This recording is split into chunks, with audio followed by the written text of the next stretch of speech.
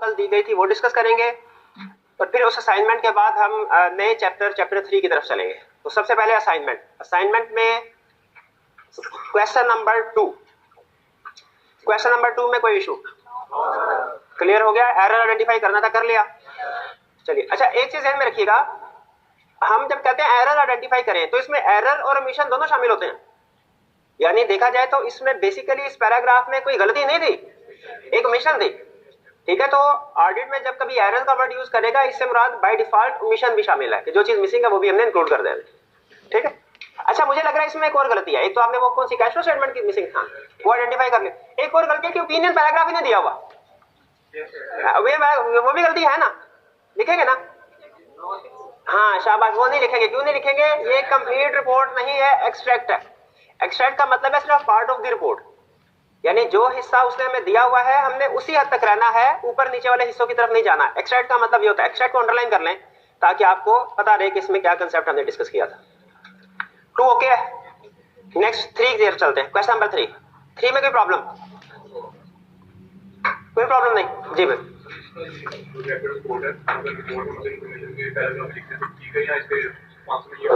वो हमने बाद में भी पढ़ना, वो भी नहीं जाना, अभी नहीं जाना। ठीक है, इसमें हम अनमोडिफाइड ओपिनियन इशू करेंगे कि मॉडिफाइड? अनमोडिफाइड। तो स्टूडेंट का क्वेश्चन यह है कि अच्छा सर हमने अनमोडिफाइड ओपिनियन तो इशू कर दिया, लेकिन वो डायरेक्टर्स रिपोर्ट में जो मसला अदर इंफॉर्मेशन मसला उसका क्या करेंगे? उसका भी कुछ ना कुछ करेंगे, लेकिन क्या करेंगे वो मैं अभी नहीं बता रहा, वो रेलिवेंट चैप्टर में जाके बताऊंगा। चलिए क्वेश्चन 3 भी ओके। इसके बाद आते हैं क्वेश्चन 5। क्वेश्चन 5 हमारा एक चैप्टर है ऑडिट रिपोर्ट का टॉपिक है, जिसमें से हर अटेम्प्ट में लाजमी क्वेश्चन आता है। लेकिन अब रिसेंटली उस अटेम्प्ट में से उस चैप्टर में से क्वेश्चन तो आ रहा है लेकिन मार्क्स कम होते हैं, लेकिन क्वेश्चन बहरहाल आ रहा है। उस चैप्टर की बेस बनाने के लिए ये क्वेश्चन बहुत अच्छा है। ठीक है, बेस बनाने के लिए मिलती जुलती इंफॉर्मेशन उस क्वेश्चन में भी यूज होती है। तो क्वेश्चन 5 में मुझे बताइए कोई इशू? भाई असाइनमेंट करके भी गए हैं ना, तो ये कैसे हो सकता है कि कोई इशू ही नहीं है? किसी ना किसी स्टूडेंट को तो होगा ना। चलिए बाकी सारे आइंस्टाइन है, कोई मेरे जैसा भी तो होगा जिसको कोई ना कोई बात समझ। हाँ शाबाश। आंसर मैच नहीं कर रहा, क्या है? क्या रीजन?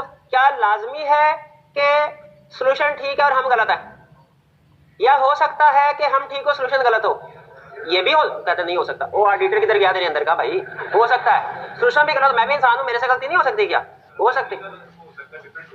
हाँ मैं उसी की तरफ स्टेप बाय स्टेप। ठीक है, ये भी हो सकता है कि दोनों में से एक चीज सही है, तो ये भी हो सकता है कि दोनों ठीक हो, ये भी हो सकता है कि दोनों। तो आपका अगर आंसर डिफरेंट है सजेस्टेड सॉल्यूशन से, तो इसका मतलब ये नहीं है कि बाय डिफॉल्ट आप गलत है।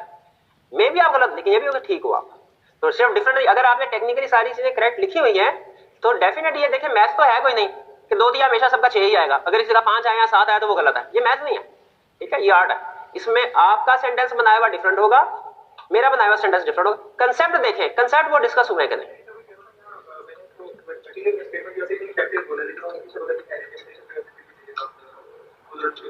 किसमें? पार्ट सी में। हाँ पार्ट सी में। अच्छा पहले, उससे पहले तो मुझे ये बताइए, पार्ट बी और सी दोनों में हमने ये डिसीजन करना है कि जो अमाउंट्स दी गई है वो मटेरियल है कि इमटेरियल। इसमें एग्जाम पॉइंट ऑफ से पहले मुझे ये बताया, आपने मटेरियलिटी की कैलकुलेशन शो करवाई है कि नहीं? हाँ शाबाशी। कुछ स्टूडेंट कहते हैं सर हमें अमाउंट देख के पता चल गया था मटेरियल है कि इमटेरियल। नहीं, ये कभी नहीं करना। एग्जाम में मटेरियलिटी की कैलकुलेशन के मार्क्स हैं वो शो करवानी है। पार्ट बी में भी करवानी है, सी में भी करवानी है। स्टूडेंट कहते हैं सर बी में करवा दिया, सी में क्या जरूरत है? देखिए आइडियली आपको पार्ट सी में भी उसमें ज्यादा टाइम नहीं लगता, सिर्फ वो आपने फार्मूले कॉपी करना है बिल्कुल, तो वो भी शो करवानी चाहिए सी में भी। अच्छा अब 5 मिलियन में कह रहा है कि इंडिकेट करता है कि क्या इसका मतलब यह है कि ऑडिटर ने इनफेक्टिव ऑडिट किया है? इसका जवाब है नहीं, लाजमी नहीं है, लाजमी नहीं है। हो सकता है कि इनहेरेंट लिमिटेशंस ऑफ ऑडिट की वजह से ऑडिटर इस मटेरियल मिसस्टेटमेंट को भी आइडेंटिफाई ना कर सका हो, क्योंकि याद रखिए इनहेरेंट लिमिटेशंस की वजह से हो सकता है कि हम मटेरियल मिसस्टेटमेंट भी आइडेंटिफाई ना कर सके। देखिए मिसस्टेटमेंट इमटेरियल हुई वो तो टोटली हमारे स्कोप से निकल गई, रिस्पांसिबिलिटी से निकल गई। जो मटेरियल है लाजमी नहीं कि हम हमेशा ही मटेरियल के लिए रिस्पांसिबल हो। मटेरियल मिसस्टेटमेंट भी हो सकता है कि ऑडिट के दौरान में हम आइडेंटिफाई ना कर सकें। अब आप सोच रहे होंगे कि क्यों ना कर सकें? हो सकता है कि वो अमाउंट हमारी सिलेक्शन में ना आई हो, सैंपल बेस पे काम करते हैं। हो सकता है कि वो फ्रॉड किया गया हो सोफिस्टिकेटेड टेक्निक के जरिए से, जैसे प्रैक्टिकली इनहेरेंट लिमिटेशन। जैसे प्रैक्टिकली रीजन क्या होती है, क्लाइंट ने 5 मिलियन की एक ट्रांजैक्शन रिकॉर्ड नहीं की होती, क्लाइंट ने 5,000 रुपए की 1000 ट्रांजैक्शन रिकॉर्ड की होती हैं, ये फ्रॉड करने के लिए। तो इस तरह के केस में चूंकि उसने, ये सिर्फ बेसिक स्ट्रेटजी आपको बता रहा हूं, सिंपल टेक्निक, वरना तो इससे एडवांस टेक्निक्स भी है फ्रॉड करने के लिए। अब बताइए, अब आपके लिए इसको डिटेक्ट करना मुश्किल हो जाता है कि नहीं हो जाता?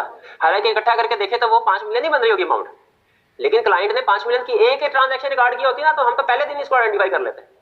लेकिन उसने कम्प्लेक्स टेक्निक्स के जरिए से इसको छुपाया होता है। तो लाजमी नहीं, लेकिन इसका यह मतलब भी नहीं है कि हम किसी भी केस में लायबल नहीं होंगे।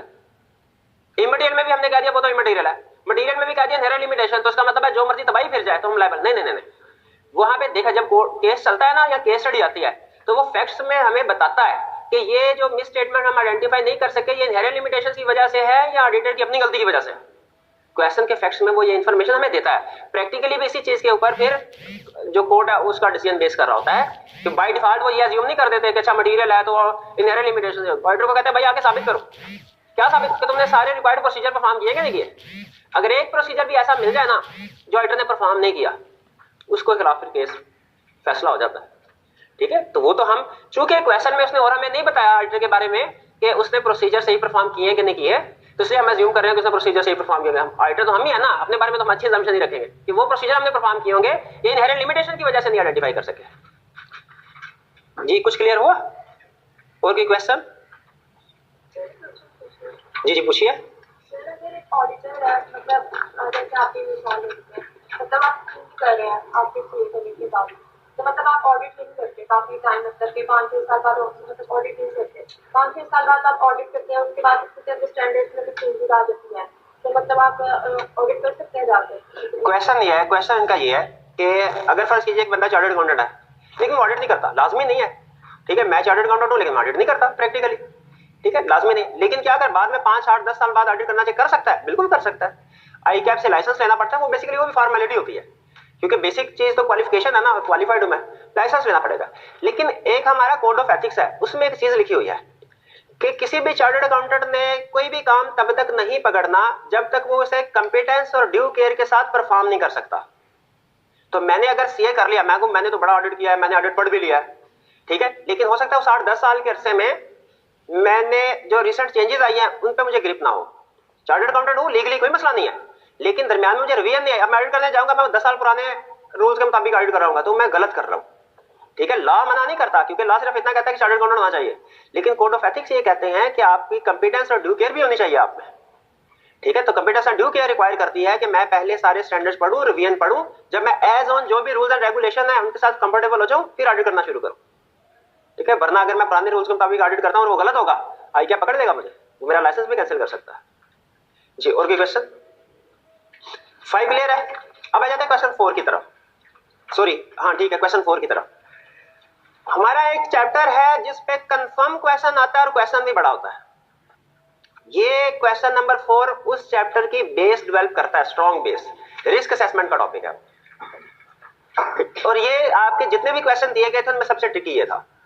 अगर आपने इसमें से किसी स्टूडेंट ने 8 केसेस हैं, 5 का सही डिसीजन कर लिया, तो इसका मतलब है उसने इस क्वेश्चन का हक अदा कर दिया, जो रिक्वायर्ड था वो अचीव कर लिया। और देखें सही से मुराद क्या है, अगर आपने क्वेश्चन पढ़ के जहन में सोल्यूशन लेके आए और पीछे देखा सोल्यूशन वही है, ये भी ठीक है। आपने क्वेश्चन पढ़ा, जहन में कंसेप्ट आया, पीछे सोल्यूशन देखा, सोल्यूशन कुछ और था, यानी इनिशियली गलत, लेकिन सोल्यूशन समझ आ गया आपको, अच्छा ये था, समझ आ गया, ये भी ठीक है। इसको भी हम ये नहीं कहते कि आपने क्वेश्चन गलत किया, इसको हम ये कहते हैं कि आपने क्वेश्चन ठीक किया।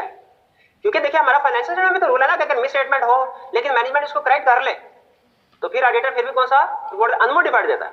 तो अगर याद रखें, ये पूरे ऑडिट के लिए असूल बता रहा हूं। अगर आपने इनिशियली किसी भी क्वेश्चन को पढ़ा, किसी भी केस स्टडी को पढ़ा, कोई समझ नहीं आई आपको, सोल्यूशन पढ़ा तो सारा कुछ समझ आ गया, इसका मतलब क्या होगा, आपने वो क्वेश्चन कर लिया है, समझ लिया है, उस पर आप अपने आप को पासिंग मार्क्स देंगे कि मैंने ये कर। आप ये नहीं कहेंगे कि मैं इसमें नाकाम हो गया, आप इसमें कामयाब हो गए।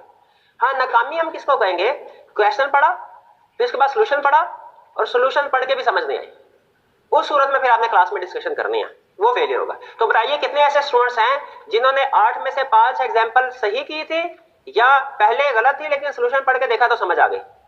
8 में से 5। चलिए, इसका मतलब है काफी स्टूडेंट ने कर लिया, नहीं पढ़ लिया। जब बाद में डिस्कस करते हैं बाहर, लेकिन मैंने बताया ट्रिकी थी तो कुछ टाइम लगता है। कह रहा है, this question consists of number of items pertaining to items risk analysis for a company. Indicate whether such of the following factors are likely to increase or decrease risk of material misstatement. Risk of material misstatement कह ले या सिर्फ risk कह ले, एक ही बात है। Explain your decision, decision को एक्सप्लेन भी करें। अभी एक्सप्लेनेशन सिर्फ हम डिस्कस करेंगे आपको समझाने के लिए। अगर आपने सिर्फ इतना भी डिसीजन कर लिया ना कि रिस्क इंक्रीज हो रहा है डिक्रीज हो रहा है, वो भी बहुत है। सबसे पहला, during current year idem sugar mills limited SML became profitable first time since last 4 years। Risk बढ़ जाएगा। क्यों क्यों भैया? हो सकता है कि उसने दिन रात एक करके मेहनत की हो, न्यू प्रोडक्ट लॉन्च की हो, एग्रेसिव मार्केटिंग की गई हो, हाँ ये भी हो सकता है। लेकिन प्रोफेशनल कैपिटल क्या कहता है कि लगता है 4 साल लॉस से तंग आके उन्होंने कहा कि इस साल कुछ सीधे तरीके से प्रॉफिट आ नहीं रहा, इसी तरीके से लेके आते हैं। अनयूजुअल है ना, पिछले ट्रेंड्स की निस्बत अनयूजुअल है, रिस्क इंक्रीज होगा। क्लियर जी?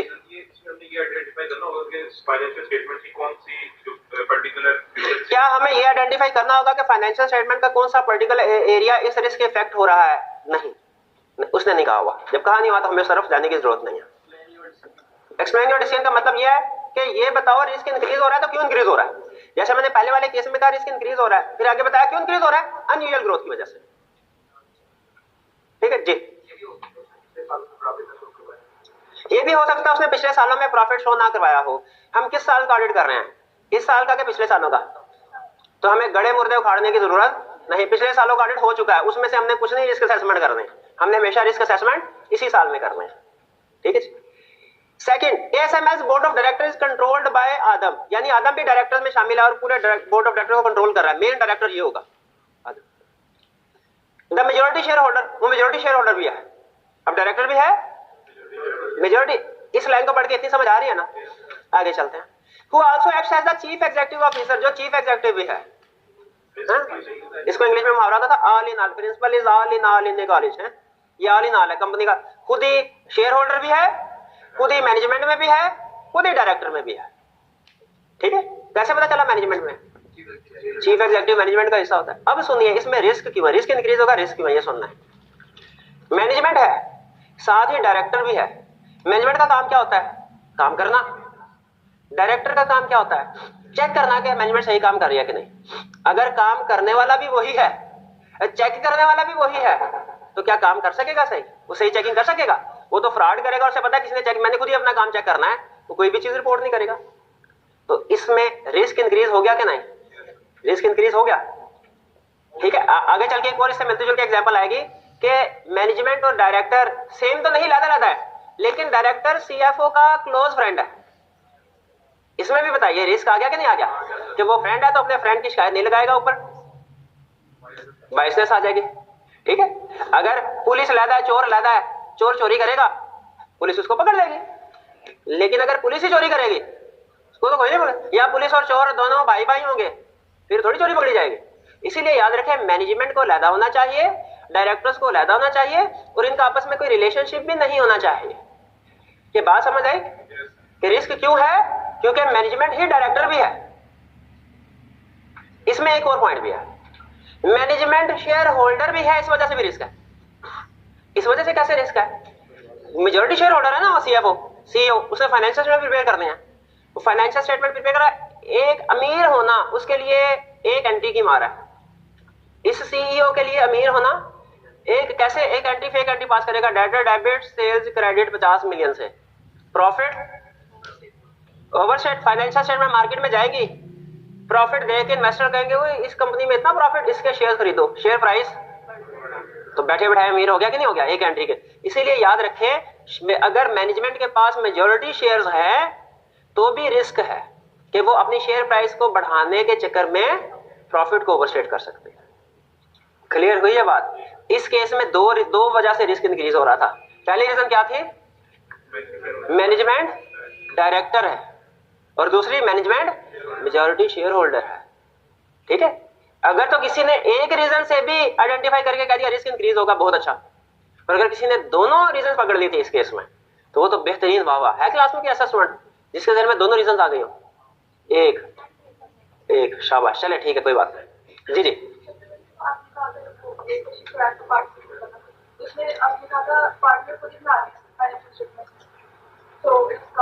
हाँ, वहां पे तो हमने एक बात की थी कि अगर पार्टनर्स खुद ही मैनेज कर रहे हैं, बिजनेस ओनर्स खुद ही मैनेज कर रहा है, तो कंफ्लिक्ट ऑफ इंटरेस्ट नहीं होगा। इसमें कंफ्लिक्ट ऑफ इंटरेस्ट नहीं है क्योंकि शेयर होल्डर खुद ही बिजनेस को मैनेज कर रहा है, कंफ्लिक्ट ऑफ इंटरेस्ट, कोई दूसरा इसके साथ फ्रॉड नहीं कर सकता। कंफ्लिक्ट ऑफ इंटरेस्ट का मतलब ये है, लेकिन ये तो दूसरों के साथ फ्रॉड कर सकता है ना। अब हम कंफ्लिक्ट ऑफ इंटरेस्ट के पॉइंट ऑफ व्यू से नहीं देख रहे इसको, ठीक है, क्योंकि दूसरे डेफिनेटली इसके साथ फ्रॉड नहीं कर सकते, मैनेजमेंट इसके साथ फ्रॉड नहीं कर सकती, क्यों, खुद ही मैनेज कर रहा है। लेकिन क्या ये दूसरे लोगों के साथ फ्रॉड कर सकता है? बिल्कुल कर सकता है। दूसरे शेयर होल्डर के साथ फ्रॉड कर सकता है? बिल्कुल कर सकता है। ठीक है, तो याद रखिएगा, मैनेजमेंट अगर डायरेक्टरशिप में इन्वॉल्व है या मैनेजमेंट के पास मेजॉरिटी शेयर होल्डर है, दोनों सूरतों में रिस्क बढ़ेगा। लिख ले, ये आगे चल के कंसेप्ट यूज होने वाला है। कन्विंस्ड है ना, समझ आ रही है ना कंसेप्ट? आगे चलते हैं। Third point, internal auditor reports to the CFO and CFO reports to आदम। रिस्क डिक्रीज होगा, इंक्रीज होगा? अच्छा, नो कर रहे हैं, मैं आपने नो किया, मैं समझा शायद रिस्क नहीं होगा इसमें। तो रिस्क इसमें क्यों रिस्क इंक्रीज होगा? क्योंकि अगर वो इंटरनल ऑडिटर सीएफओ को रिपोर्ट, तो सीएफओ अपने ऊपर आगे भेजा है तो अपनी गलतियां सारी मिटा के ऊपर भेज रहा होगा ना। ठीक है, इसका मतलब है उस रिपोर्ट जो सीएफओ के थ्रू जो रिपोर्ट जा रही है उसमें सीएफओ की अपनी गलतियां थोड़ी होंगी, वो भी तो इसको मिटा देगा वो। तो इसमें सही सिचुएशन क्या होनी चाहिए? वो directly internal auditor directly report करे डायरेक्टर्स को। 4, accounting department has experienced A high rate of turnover of की पर्सोनल। टर्नओवर को अंडरलाइन करें, टर्नओवर का मतलब है सेल। तो ये क्या की पर्सोनल सेल हो रहे हैं भाई? एम्प्लॉइज टर्नओवर का मतलब होता है एम्प्लॉय आ जा रहे हैं, हायरिंग फायरिंग हो रही है एम्प्लॉइज की, यानी कोई एम्प्लॉय टिक के काम नहीं कर रहा। तो जब एम्प्लॉइज का आना जाना ज्यादा होता है तो इसका मतलब क्या है कि जो एम्प्लॉइज काम करते हैं वो बड़े एक्सपीरियंस्ड है, इनएक्सपीरियंस्ड है, आते हैं 2 4 5 6 महीने काम करते हैं, उसमें तो भी काम सीख ही रहे होंगे वो। तो क्या कर, जैसे नया ड्राइवर होता है वो जब गाड़ी उसके हाथ में आती है तो गाड़ी को 4 5 6 दफा ठोकता है तो फिर ही ड्राइवर बनता है ना। तो उसी तरह जब किसी पोजीशन पे नए एम्प्लॉइज को लेके आ जाता है, नेचुरल है, हमेशा ऐसे होता है, वो पहले कुछ ना कुछ गलतियां करते हैं 2 4 महीने, फिर उसके बाद हाथ पक्का होता है। ठीक है, और जब हाथ पक्का होता है छोड़ के चला जाता है। हाई टर्नओवर का मतलब ये है। तो इसका मतलब क्या हुआ? इनएक्सपीरियंस स्टाफ की वजह से, इनएक्सपीरियंस स्टाफ के काम करने की वजह से गलतियां ज्यादा हो। ये हाँ, हो सकता है मैनेजमेंट से भी तंग हो, वो मैनेजमेंट को गड़बड़ कर रही हो उनके साथ, वो भी हो सकता है। ठीक है, वो भी पॉइंट लिख सकते हैं, लेकिन एरर ये वाला लाजमी लिखना है कि इनएक्सपीरियंस स्टाफ हो गया। कंपनी की पॉलिसी भी हो सकता है ठीक ना हो, यानी पॉलिसी ये हो कि एक्सपीरियंस होने नहीं देना किसी को। अच्छा नहीं, मैं सॉरी, मैं गलत समझा जी।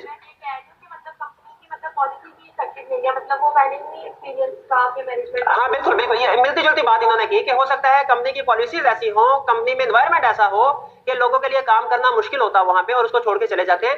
ये भी इंडिकेशन बिल्कुल ठीक है, इसमें भी रिस्क को लिख सकते हैं, लेकिन ये चूंकि डायरेक्टली फाइनेंशियल स्टेटमेंट को लिंक नहीं कर रही है रीजन, इसलिए मैं ये स्टूडेंट को रीजन नहीं बताया करता, हालांकि ये भी वैलिड रीजन है, हो सकता है।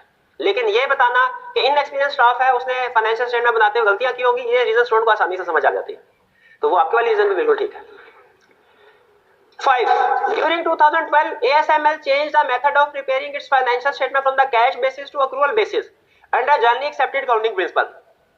जी, फाइनेंशियल स्टूडेंट कहता है ये तो अच्छा किया, रिस्क डिक्रीज होगा। क्यों? क्योंकि कैश बेसिस इतना अच्छा सिस्टम नहीं होता, तो वो एक बैड सिस्टम से गुड सिस्टम की तरफ आया, तो अच्छा किया। नहीं, लेकिन याद रखिए रिस्क नहीं है। इशू ये नहीं है कि बैड सिस्टम से गुड सिस्टम की तरफ आया, इशू ये है कि सिस्टम चेंज किया। तो जब कभी नया सिस्टम आता है उसमें रिस्क होता है। क्या रिस्क होगा? कि कुछ ट्रांजैक्शन हो सकता है रिकॉर्ड होने से रह जाए, ओमिट हो जाए, और कुछ ट्रांजैक्शन डुप्लीकेट हो जाए, ये रिस्क होता है। तो इसमें भी रिस्क हमारा इंक्रीज होगा कि कुछ इनिशियली जब सिस्टम को लॉन्च किया गया है तो कुछ ट्रांजैक्शन ओमिट हो गई होंगी और कुछ डुप्लीकेट हो गई होंगी। हाँ, मे भी। अच्छा, वो कौन सी ट्रांजैक्शन ओमिट हो गई होगी, कौन सी डुप्लीकेट हो गई होगी, उसकी तरफ हमें जाने की जरूरत नहीं है, इतना भी लिख देंगे काफी है। 6. During the year, litigation filed against ASML in 2010 was withdrawn. कोई पुराना केस था, चल रहा था, इस साल विड्रॉ हो गया, वापस ले लिया गया। अच्छी बात है हमारे लिए। तो इट वाज अलेज्ड, इल्जाम क्या था? That the company discharge pollution into locality, कि कंपनी जो है अपने फैक्ट्री से पोल्यूशन वगैरह जो है वो डिस्चार्ज कर रहे हैं। Disclosures made in previous financial statement have been removed from current year financial statement. पिछले साल जो डिस्क्लोजर थे वो इस साल खत्म हो गए। तो सही किया? सही किया कि गलत किया? अच्छा, इसका ये मतलब नहीं है कि जो पिछले साल डिस्क्लोजर थे वो पिछले साल की फाइनेंशियल स्टेटमेंट में से रिमूव कर दिए, ये नहीं है। पिछले साल का तो हम ऑडिट कर ही नहीं रहे। इसका मतलब है जो डिस्क्लोजर पिछले साल फाइनेंशियल स्टेटमेंट में इस लिटिगेशन के हवाले से थे वो इस साल की फाइनेंशियल स्टेटमेंट में से रिमूव कर दिए गए। अब मुझे ये बताइए, रिस्क इंक्रीज हुआ कि डिक्रीज? डिक्रीज। क्यों? देखिए, लिटिगेशंस के होने से जब रिस्क बढ़ता है तो इनके ना होने से कम हो जाएगा, इसकी वजह से रिस्क डिक्रीज हुआ है। अच्छा, हम सर्टन तो नहीं है कि एक ही लिटिगेशन हो सकता हो, लेकिन चाहे 100 लिटिगेशन भी है, 100 से 99 हो गई, रिस्क तो कम हो गया ना, चाहे 1% ही हुआ हो तो गया ना। तो यही हम बता रहे हैं। मे भी और भी इश्यूज हो जिनकी वजह से रिस्क हो रहा हो, लेकिन हम सिर्फ इसी केस के बारे में बताएंगे जो सब पूछा। वो आगे क्रॉस चेक करेंगे जब फर्दर प्रोसीजर हमसे क्वेश्चन में पूछे। फिलहाल प्रोसीजर उसने पूछा ही नहीं, उसने सिर्फ इतना कहा है कि रिस्क बताओ इंक्रीज होगा कि डिक्रीज होगा। 7. During December 2012, ASML signed a contract to lease equipment from an entity owned by ASML's parent company. हाँ, इसमें दो रीजन की वजह से रिस्क इंक्रीज हो सकता है। एक, पेरेंट कंपनी को रिलेटेड पार्टी ट्रांजैक्शन, उसमें रिस्क होता है। दूसरी नहीं, लीज की वजह से। लीज की ट्रांजैक्शन कम्प्लेक्स होती हैं, मुश्किल होती हैं। आम ट्रांजैक्शन, एक कंपनी फिक्स एसेट को खरीद के इस्तेमाल कर रही है, उसमें सिर्फ फिक्स एसेट उसके एसेट्स में आएंगे, लेकिन जो लीज पे ले रही है एसेट्स को इस्तेमाल कर रही है, वो उसके एसेट साइड पे भी आएंगे, उसकी लायबिलिटी साइड पे भी होंगे, उसका डिस्क्लोजर भी आएगा, और वो होते भी अच्छे खासे मुश्किल है। पढ़ा हुआ ना आपने लीज का टॉपिक? अच्छा, आज पढ़ना है? आज पढ़ा? अच्छा, पहले ठीक है, तो अंदाजा हो जाएगा आपको क्या आसान है कि मुश्किल है। तो इसमें भी रिस्क इंक्रीज होगा हमारा।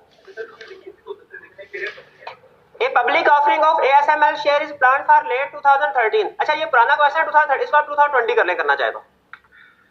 वो कह रहा है कि पब्लिक ऑफरिंग ऑफ शेयर का मतलब क्या होता है कि जनरल पब्लिक को शेयर इशू कर, प्लान किया जा रहा है कि जनरल पब्लिक को शेयर इशू करने हैं।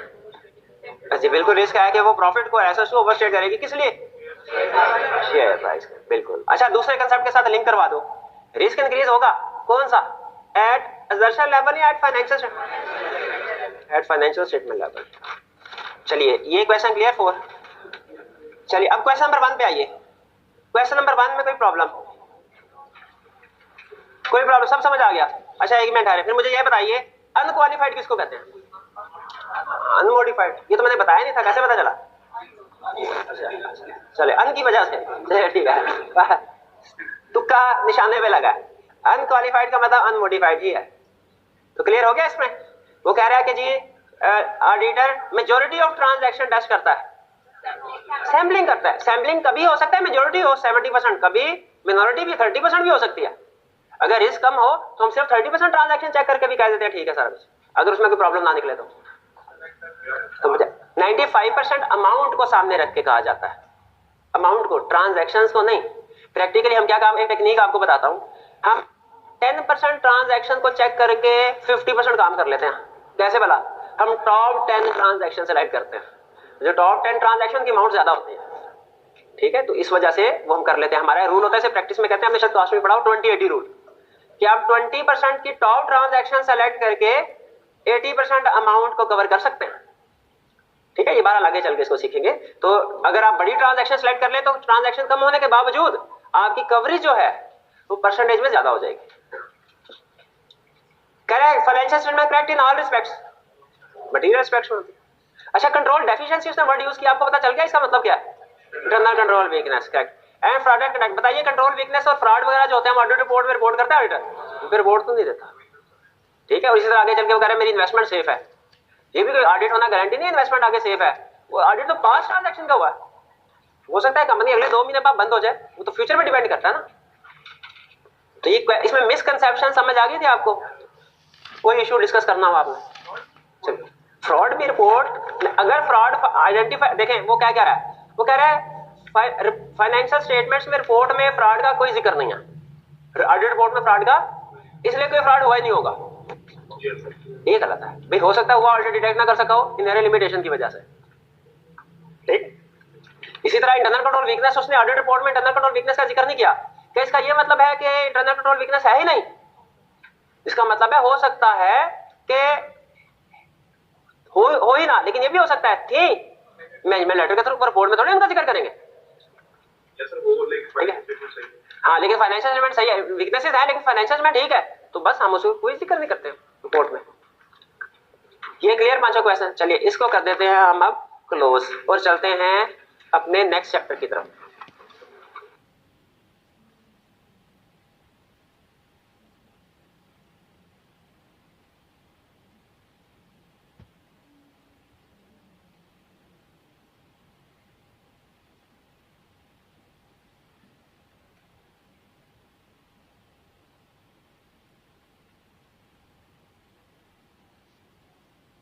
वो क्या एलिमेंट्स थे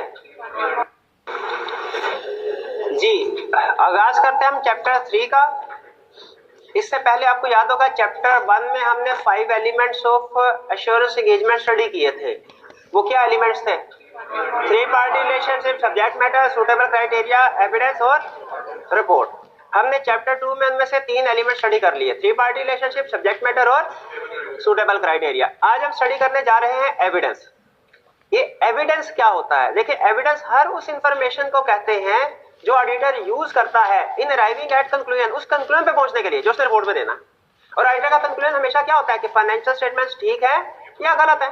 कंक्लूजन तो यही होता है हर केस में। पूरे ऑडिट में जहां कहीं बात होगी ना ऑडिटर के कंक्लूजन की, तो इसका मतलब यही होता है फाइनेंशियल स्टेटमेंट ठीक है कि गलत है। अब इस कंक्लूजन पे पहुंचने के लिए ऑडिटर जो भी इंफॉर्मेशन यूज करता है उसे क्या कहते हैं हम? एविडेंस।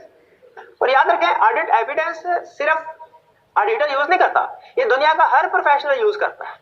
कोई भी प्रोफेशनल जब कोई ओपिनियन देता है, अपने स्टेटमेंट देता है, अपना कोई डिसीजन देता है, वो किसी न किसी एविडेंस के बेस पे देता है। ठीक है, आपने देखा होगा बाज़ औक़ात वो टीवी पे ड्रामा वगैरह में कहता है डॉक्टर रिपोर्ट देख, वो डॉक्टर कहता है मरीज को भाई आपके पास अब सिर्फ 3 महीने बाकी रह गए।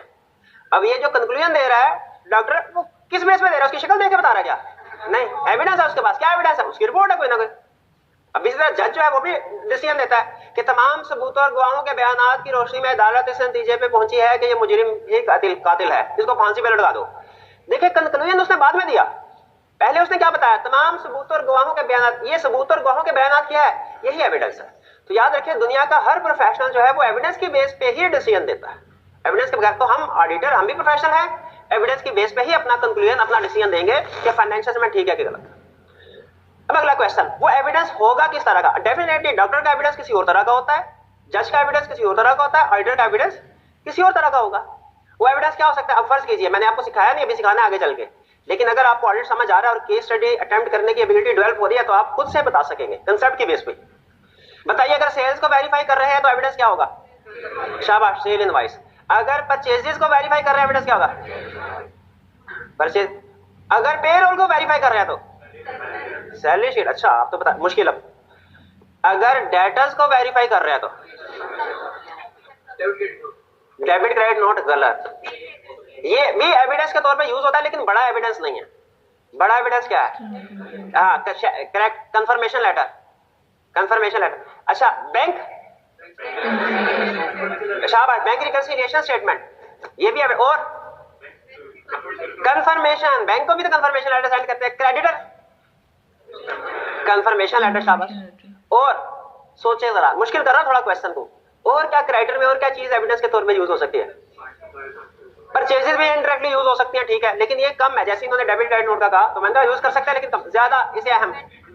रिकंसिलिएशन, क्या कंट्रोल अकाउंट की सब्सिडी लेजर के साथ रिकंसिलिएशन नहीं बनते? क्या वो रिकंसिलिएशन हमें ये नहीं बताएगी कि क्रेडिट ठीक है कि नहीं? बिल्कुल बताए, ठीक है। तो ये सारी चीज बिल्कुल ठीक आपने बताई। मैंने अपनी तरफ से एक आधी आइटम ऐड कर दी लेकिन आपकी जितनी एग्जांपल थी वो भी सारी ठीक थी। तो ये सारी चीजें एविडेंस होते हैं। आगे चल के हमने पढ़ना। अच्छा, अब एक रूल मुझे याद आ गया तो मैं भी बता रहा हूं, हालांकि चैप्टर का नहीं है लेकिन फिर भी याद आ गया तो शेयर कर देता हूं। आई कैप ने कहा डेटर्स पे बताओ कौन से प्रोसीजर परफॉर्म करोगे। ये क्वेश्चन आता होता है इस तरह का। स्टूडेंट ने लिखा we shall perform external confirmation, ये प्रोसीजर में ये लिखा। आई कैप ने नंबर उसको आधा दिया, पूरा नंबर नहीं दिया, आधा नंबर। क्यों? इसलिए कि उसने ये तो कहा कि कंफर्मेशन लेटर, ये नहीं बताया कि किसको कंफर्मेशन लेटर सेंड करोगे। स्टूडेंट समझते हैं सर बाय डिफॉल्ट अज्यूम करते हैं हम डेटर का जिक्र हो रहा था तो डेटर को करेंगे। नहीं नहीं नहीं, आपने एक प्रोसीजर में लिखा होना चाहिए, क्योंकि जो कंफर्मेशन है ना, डेटर को भी भेजते हैं, क्रेडिटर को भी भेजते हैं, वो तो बैंक को भी भेजते हैं, लॉयर को भी भेजते हैं। सिर्फ इतना लिख देंगे सेंड कंफर्मेशन लेटर, तो क्लियर नहीं है कि किसको भेज रहे हैं। आई कैप हालांकि पता होगा कि आपका मतलब डेटर ही है, लेकिन वो कहेगा क्योंकि आपका प्रोसीजर सेल्फ एक्सप्लेनेटरी नहीं है, आधा नंबर काट लेगा। इसी तरह हमारा एक प्रोसीजर होता है फिजिकल वेरिफिकेशन करना। फिजिकल वेरिफिकेशन सारे टेंजिबल एसेट्स की करते हैं, वो चाहे इन्वेंट्री हो, फिक्स एसेट हो, कैश हो। अब इन्वेंट्री, आई कैप कहेगा इन्वेंट्री का प्रोसीजर लिखो, स्टूडेंट कहेगा परफॉर्म फिजिकल वेरिफिकेशन, आधा नंबर देगा। क्यों आधा नंबर काटा? तो ये ध्यान में रखिएगा, हमारा प्रोसीजर स्पेसिफिक टू एरिया होना चाहिए। बल्कि ये रूल लिख ले, हमारा प्रोसीजर किसी ऐसी जगह लिखें कि दोबारा सारी जिंदगी उस पर नजर ना पड़े। इस ऐसी जगह भी आप लिखेंगे, वो कि पुराने से रजिस्टर के कोने पे लिख देंगे, बाद में उधर जाने नहीं कभी। प्रोसीजर जो है वो स्पेसिफिक टू एरिया होना चाहिए, यानी आपके प्रोसीजर पढ़ के इतना पता चल जाए कि किस एरिया का प्रोसीजर है। इस एरिया का प्रोसेस, ये रूल ध्यान में रखना ताकि वो जो आधा नंबर हम गवा बैठते हैं वो अब हम पूरा ले लिया करें नंबर। ठीक है, ये छोटी छोटी बातें हैं जो उन स्टूडेंट्स के लिए है जो 40 प्लस में फेल होते हैं। 40 प्लस में जो फेल होते हैं वो इन छोटी छोटी, हालांकि कंसेप्ट उन्हें आते होते हैं सारे, लेकिन छोटी छोटी चीजों का ध्यान नहीं रखते। चलिए वापस आते हैं, हम एविडेंस की बात कर रहे थे, एविडेंस से बात निकली थी, ये सारी आपने एविडेंस की एग्जांपल दी, बिल्कुल ठीक है एग्जांपल दे, लेकिन याद रखिए एविडेंस में कुछ खुसूसियात होनी चाहिए। एविडेंस को होना चाहिए सफिशिएंट एप्रोप्रिएट, क्योंकि आपने बाज़ औक़ात ये भी सुना होगा कि नाकाफी सबूतों की बुनियाद पर शक का फायदा देते हुए अदालत मुलजिम को बरी करती है।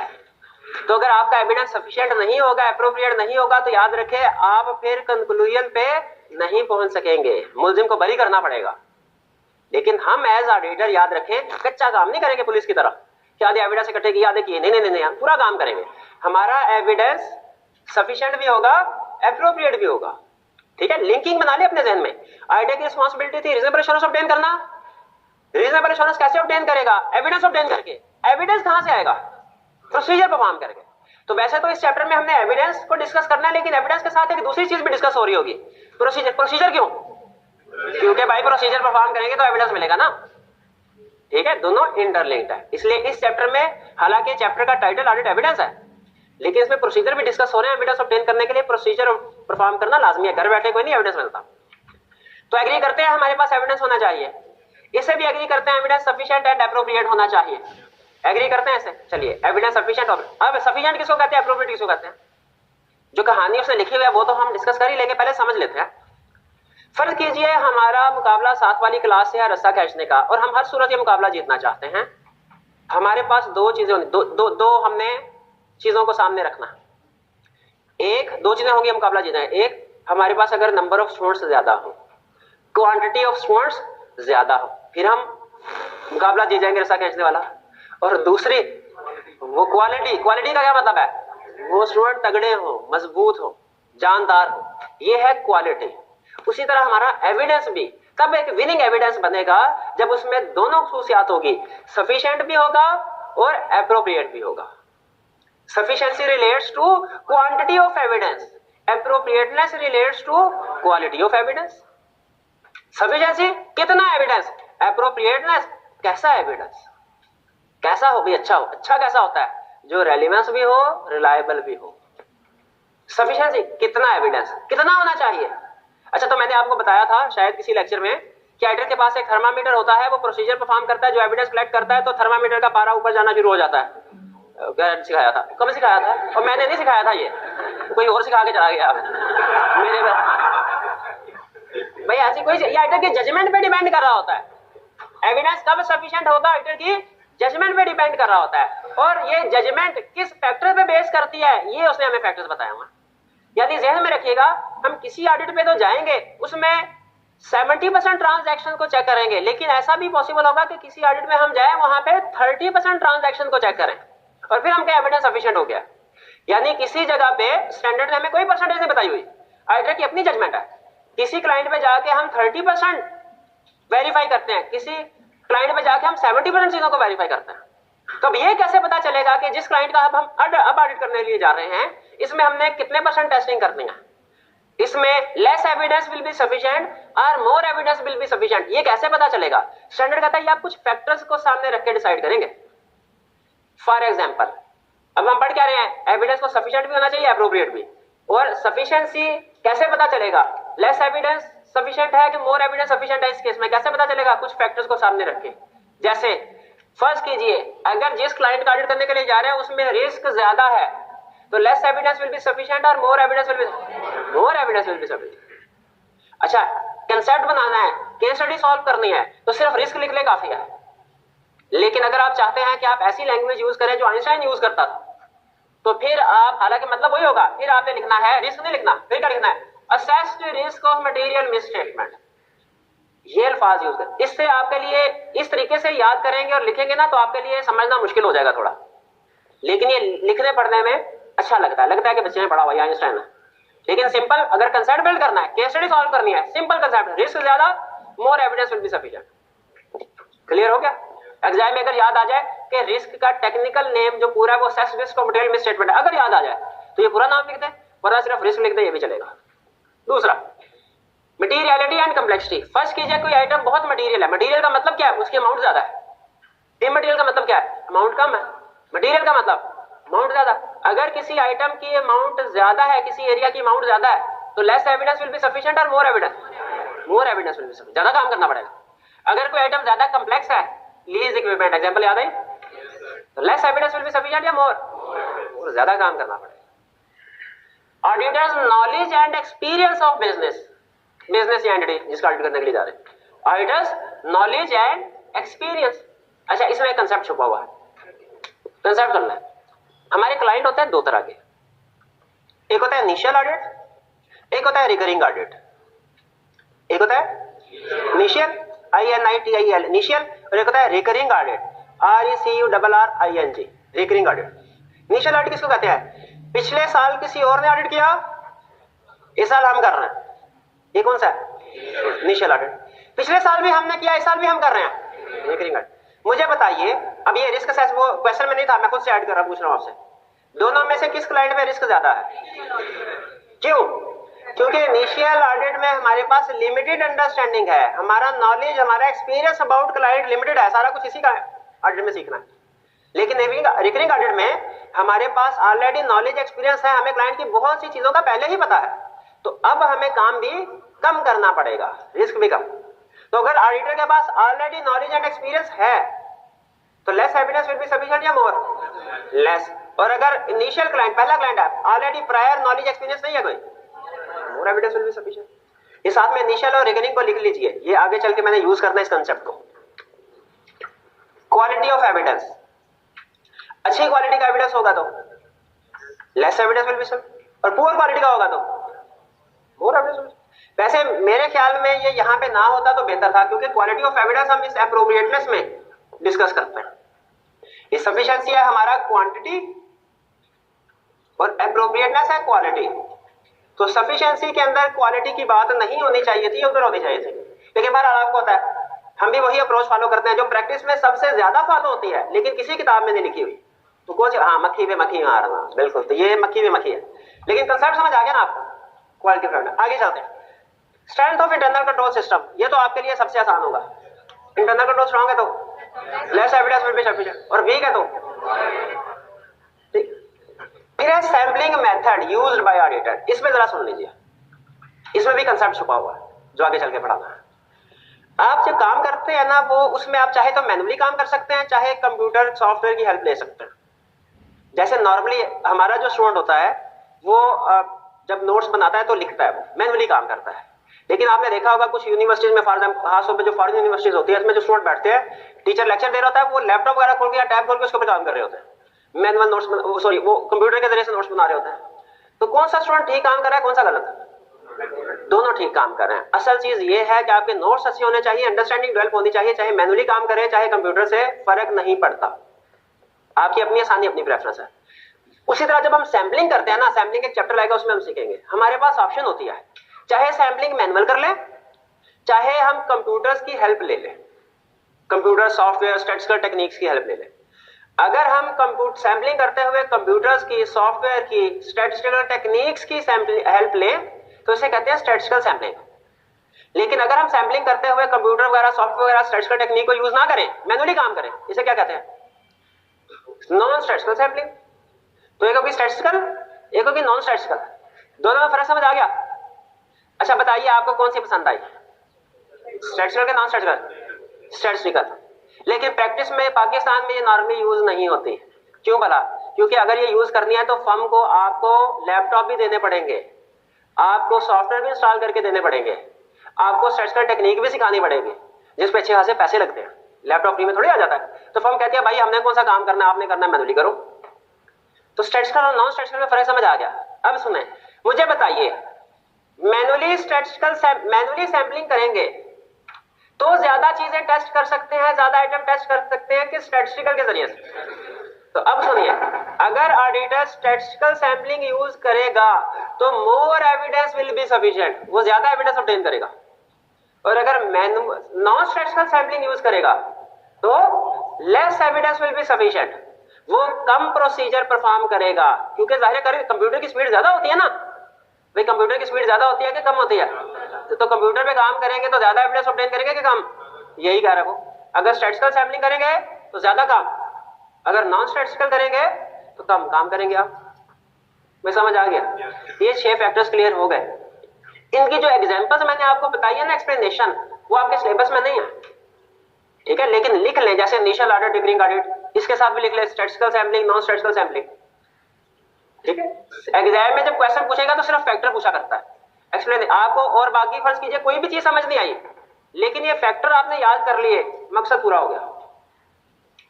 Sufficiency clear? अब क्या रह गया? Appropriateness. Appropriateness is a measure of quality. Quality का मतलब कैसा है एविडेंस। एप्रोप्रिएटनेस डिपेंड करती है दो चीजों पे, रेलेवेंस, रिलायबिलिटी। एप्रोप्रिएटनेस किन पे डिपेंड करती है? रिलायबिलिटी। दोनों पढ़ना है, ठीक है। पहले में वो जो निस्बतन आसान भी है और हैरत अंगेज तौर पे आई कैप में ज्यादा ये कंसेप्ट पूछा जाता है। नॉर्मली आई कैप आसान कंसेप्ट नहीं, मुश्किल पूछता है, लेकिन इस लेक्चर में सबसे जो आसान है वो भी रिलायबिलिटी का है, और आई कैप क्वेश्चन भी इसी में से ज्यादा पूछता है। रिलायबिलिटी का मतलब क्या? पहले तो कंसेप्ट बिल्ड करते हैं ना, टेक्निकल डिस्कशन बाद में ऐड ऑन करेंगे। दो स्टूडेंट है, एक स्टूडेंट पास में हमेशा सच बोलता रहा है, दूसरा स्टूडेंट वो ज्यादातर झूठ बोलता है। दोनों स्टूडेंट मुझे आगे एक स्टेटमेंट देते हैं, बताइए क्या मैं दोनों पे यकीन एक ही तरह का करूं? दोनों की स्टेटमेंट मेरे लिए इक्वली रिलायबल है? इसका जवाब है नहीं। यही कंसेप्ट हमें स्टैंडर्ड बता रहा है। कह रहे जब आप एविडेंस कलेक्ट करेंगे ना, डिफरेंट लोगों से कलेक्ट करेंगे, डिफरेंट सोर्सेज से कलेक्ट करेंगे, डिफरेंट नेचर का होगा, डिफरेंट सर्कमस्टेंसेस से एविडेंस कलेक्ट करेंगे, तो आपको पता होना चाहिए कि किन हालात में किस बंदे से जो एविडेंस आपने ऑब्टेन किया वो ज्यादा रिलायबल है और किस बंदे का एविडेंस कम रिलायबल है, कौन सा ज्यादा ट्रस्टवर्दी है, कौन सा कम ट्रस्टवर्दी है। ये सिखा रहे हैं इस कंसेप्ट में। सबसे पहले क्या कह रहा है? कंट्रोल्स। अगर इंटरनल कंट्रोल स्ट्रांग है तो evidence will be more reliable या highly reliable. Evidence will be more reliable. अगर एविडेंस ओरिजिनल है, फोटोकॉपी नहीं है, original evidence is more reliable than photocopy. Documentary evidence is more reliable than oral. Documentary का पता नहीं क्या होता है? रिटन फॉर्म में। External evidence is more reliable than, external कौन सा होता है? जो आउटसाइड एंटिटी, क्लाइंट से बाहर क्रिएट होता है। डायरेक्ट एविडेंस मोर reliable then indirect. Direct evidence किसको कहते हैं? जो ऑडिटर डायरेक्टली ऑब्टेन करता है क्लाइंट की इन्वॉल्वमेंट के बगैर। जो एविडेंस क्लाइंट के थ्रू में मिलता है उसे कहते हैं इनडायरेक्ट, और जो क्लाइंट के बगैर हम ऑब्टेन करते हैं उसकी इन्वॉल्वमेंट के बगैर उसे कहते हैं डायरेक्ट। क्लियर हुआ ये? रिलायबिलिटी किन फैक्टर्स पे डिपेंड करती है? इन 5 पे। कंट्रोल स्ट्रांग, ज्यादा रिलायबल। ओरिजिनल एविडेंस मोर reliable than photocopy. Documentary evidence more reliable oral. External evidence मोर reliable then internal. Direct evidence मोर रिलायबल देन। अब आगे हमारे पास दो ऑप्शन है। ऑप्शन नंबर 1, इस कंसेप्ट को एग्जांपल्स के साथ दोबारा डिस्कस करें। एग्जांपल इसलिए ताकि केस स्टडी में पूछे तो हमें हेल्प हो जाए। पता है एग्जांपल केस स्टडी में हेल्प करते हैं सॉल्व करने में। और दूसरी ऑप्शन ये है कि रेलेवेंस वाले को हम डिस्कस कर लें। एग्जांपल तो रेलेवेंस वाला फिर नेक्स्ट लेक्चर में, चलें ऐसे कर लेते। एग्जांपल, इंटरनल कंट्रोल स्ट्रांग हो, एविडेंस ज्यादा रिलायबल होगा। इसके एग्जांपल सुनिए। आप अपने नोट्स पे देखिए, इस पे कोई पेज नंबर लिखे हुए हैं, तरतीब से लिखे हुए हैं, नंबरिंग भी है, तरतीब से भी। इसको ऑडिट में कहते हैं सीक्वेंशियली प्री नंबर्ड होना। इसको ऑडिट में क्या कहते हैं? सीक्वेंशियली प्री नंबर्ड होना। डॉक्यूमेंट्स प्री नंबर्ड है। इसका फायदा क्या होता है प्री नंबरिंग का? देख पता चल जाता है। आप अगर फर्ज कीजिए इसमें से पेज नंबर 12 मिसिंग है, अगर तो प्री नंबरिंग है आप फौरन बता सकेंगे सर ये ट्रांजैक्शन मिसिंग है। लेकिन अगर प्री नंबरिंग नहीं है, फर्ज कीजिए कोई नंबर नहीं है और दरमियान में से एक पेज स्किप हो जाता है, क्या आपको पता चल सकेगा पेज मिसिंग है? नहीं पता चल सकेगा। इस तरह प्रैक्टिस में भी अगर डॉक्यूमेंट्स में प्री नंबर, जैसे सेल इनवॉइसेस प्री नंबर है और जो रिकॉर्ड हुई वो इस तरह रिकॉर्ड हुई 10, 11, 12, 15, 16, 17, 18, तो हमें पता चल गया दरमियान में सीक्वेंस मिसिंग है। लेकिन अगर सीक्वेंशली प्री नंबरिंग ना हो तो फिर हमारे लिए यह कंफर्म करना मुश्किल हो जाता है कि ट्रांजैक्शन कंप्लीटली रिकॉर्ड हुई है कि नहीं हुई। इसका मतलब हुआ सीक्वेंशियल प्री नंबरिंग एक कंट्रोल है जो इंश्योर करता है completeness of transaction. Sequential pre numbering एक कंट्रोल है जो इंश्योर करता है कंप्लीटनेस ऑफ ट्रांजैक्शन। तो मुझे बताइए, एक लाइन का करने के लिए गए, वहां पता चला सेड वाइज प्री नंबर्ड है, दूसरे लाइन का ऐड करने के लिए गए, वहां पता चला प्री नंबरिंग नहीं होती। किसका एविडेंस आपके लिए ज्यादा रिलायबल है? प्री नंबरिंग वाला। ये क्लियर हुआ? आगे चलता है ओरिजिनल। सीएफओ से कहा सर आपकी सैलरी कितनी है? उसने कहा 5 लाख। हमने कहा अच्छा जरा आप ऐसा कीजिए कि अपना अपॉइंटमेंट लेटर तो लेके आए। उसने अपॉइंटमेंट लेटर की कॉपी आपके सामने रख दी। कॉपी ज्यादा रिलायबल है कि ओरिजिनल? हमने सीएफओ से कहा सर नए वर्कर्स जो आए हैं ना, हमें शक है उनमें कहीं फेक एम्प्लॉइज तो नहीं है, आप जरा उनको बुलाए। वो बंदे आ गए। अब हमें नहीं पता कि वही जेन्युइन एम्प्लॉय है कि नहीं जो काम कर रहे हैं, कोई और है। हमने कहा सर आप हमें शनाख्ती कार्ड दिखाइए, हम आप शनाख्ती कार्ड से रिकॉर्ड मैच करेंगे, उस पर आपकी तस्वीर भी देखेंगे यही बंदा है कि नहीं। उसने फोटो कॉपी दिखा दी। क्या रिलायबल है? ठीक है, दो कार्ड शनाख्ती कार्ड की फोटो कॉपी करें, एक आधा हिस्सा कार्ड के दूसरे के साथ लगाएं और दोबारा फोटो कॉपी निकालना है। वो शनाख्ती कार्ड किसी और का, तस्वीर किसी और की लग गई। इसलिए वो कहते हैं कि फोटो कॉपी लेस रिलायबल है, ओरिजिनल एविडेंस मोर। हमने जब कभी ओरिजिनल एविडेंस अगर अवेलेबल है, ओरिजिनल एविडेंस में जाना। हमने क्लाइंट से कहा सर आपका जो लोन एग्रीमेंट हुआ है बैंक के साथ, जरा हमें वो दिखाए, हम देखें इंटरेस्ट रेट सही कैलकुलेट हो रहा है कि नहीं हो रहा इंटरेस्ट, रीपेमेंट शेड्यूल क्या है, करंट नॉन करंट क्लासिफिकेशन ठीक है, सिक्योरिटी में क्या चीजें हैं वो भी देख लें ताकि देखें डिस्क्लोजर ठीक है कि नहीं। क्लाइंट ने उस लोन एग्रीमेंट की फोटोकॉपी हमारे सामने रख दी। एक्सेप्ट कर ले क्या? हम कहते नहीं भाई हमें ओरिजिनल दे, क्योंकि आपके पास ओरिजिनल भी पड़ा हुआ है। ओरिजिनल हमें देने में क्या बात है, हम कौन सा घर लेके जा रहे हैं, हमें चेक करवाएं, अभी चेक करके आपको वापस कर देते हैं। तो ओरिजिनल एविडेंस मोर reliable than photocopy. Documentary evidence मोर रिलायबल देन वर्बल। उसने कहा सर ये जो आपने फिक्स एसेट खरीदा है इसकी अप्रूवल किसने दी थी? सीएफओ ने कहा सर डायरेक्टर ने दी थी। रिलाय कर लें, रिलायबल है। क्या मांगे? Documentary evidence. क्या होगा बताएं, देखते हैं ऑडिट प्रोसीजर बनाने आए कि नहीं आए। क्या होगा? अप्रेजल नहीं, डायरेक्टर्स की मीटिंग के मिनट्स जिसमें ये अप्रूवल दी गई होगी, तो हम वो ले लेंगे। बताइए ये डॉक्यूमेंट्री एविडेंस मोर reliable than oral evidence. Clear हो गया? आगे एक्सटर्नल एविडेंस मोर रिलायबल देन, यानी डाटा से कंफर्मेशन लेटर ऑब्टेन किया, ये ज्यादा रिलायबल है कि सीएफओ से पूछा डाटा से कितने पैसे लेने हैं, उसने कहा 10 लाख। एक्सटर्नल कंफर्मेशन ज्यादा रिलायबल है, ठीक है, क्योंकि वो एक्सटर्नल है। डायरेक्ट का मतलब क्या है? जो डायरेक्टली ऑडिटर ऑब्टेन करे। जैसे मैं अगर क्लाइंट का ईयर, एक सिचुएशन है क्या, ईयर एंड में इन्वेंट्री काउंट हुआ और मैनेजमेंट ने रिपोर्ट बनाई कि सर हमारी इतनी इन्वेंट्री है और हमें दे दी। ये एविडेंस ज्यादा रिलायबल है कि मैं खुद जाके ऑब्जर्व करूं, फिजिकली चेक करूं इन्वेंट्री मौजूद है कि नहीं, खुद जाके। ये कौन सा है? डायरेक्ट। और अगर मैनेजमेंट मुझे रिपोर्ट देती है, क्योंकि मैनेजमेंट के थ्रू एविडेंस है। तो क्लियर हो गया? रिलायबिलिटी किन फैक्टर्स पे डिपेंड करते हैं? 5 फैक्टर्स हैं। एग्जांपल के साथ क्लियर हो गए? अब सुने, मे भी वो केस स्टडी में आपसे पूछ ले कि ये 2 एविडेंस है, बताओ दोनों में से कौन सा ज्यादा रिलायबल है, तो आप बता देंगे उसको। टेस्ट करते हैं। आप 2 एविडेंस आपके सामने रख रहा हूं, आपने बताना कौन सा ज्यादा रिलायबल है। एक है बैंक स्टेटमेंट और एक है बैंक कंफर्मेशन लेटर। अब कुछ स्टूडेंट तो कंफ्यूज हो जाते हैं सर दोनों एक ही चीज है, तो एक चीज नहीं है। बैंक स्टेटमेंट क्या है? जो मंथली स्टेटमेंट बैंक क्लाइंट को भेजता है, क्लाइंट ने हमें दे दी।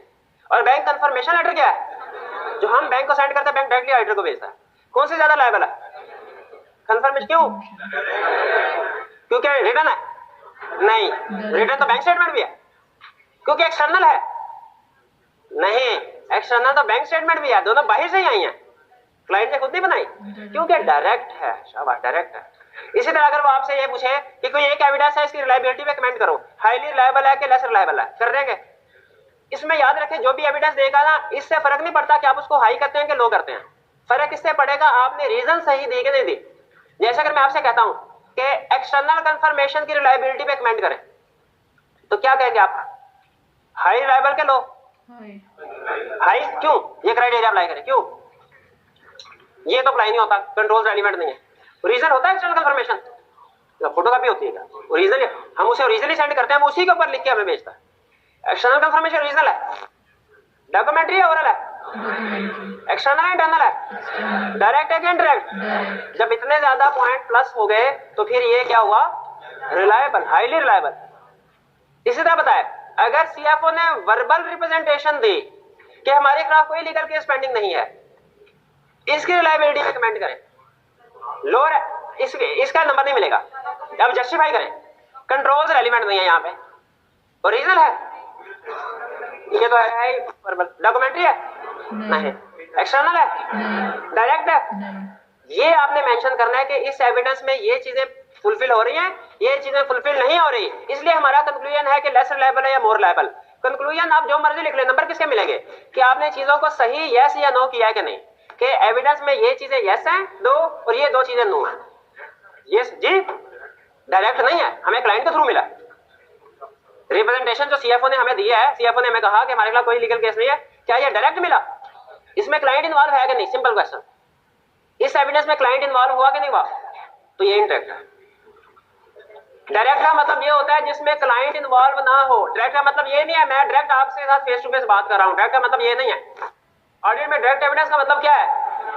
जो क्लाइंट की इन्वॉल्वमेंट के बगैर हमें मिला हो। क्लाइंट ने अगर हमें कहा, कोई कहा कि जी इस साल हमने कोई बोनस नहीं दिया एम्प्लॉइज को, तो ये इनडायरेक्ट है। डायरेक्ट क्यों? क्योंकि इसमें क्लाइंट इन्वॉल्व है। और अगर डेटर्स ने या बैंक ने हमें या लॉयर्स ने कोई स्टेटमेंट डायरेक्ट हमें भेजी ऑडिटर को, ये डायरेक्ट एविडेंस होगा। क्लियर हो गई? चलिए अच्छा नोट कर लीजिए, आपका नेक्स्ट वीक में टेस्ट होगा, ट्यूसडे को टेस्ट होगा चैप्टर 1 और चैप्टर 2 का।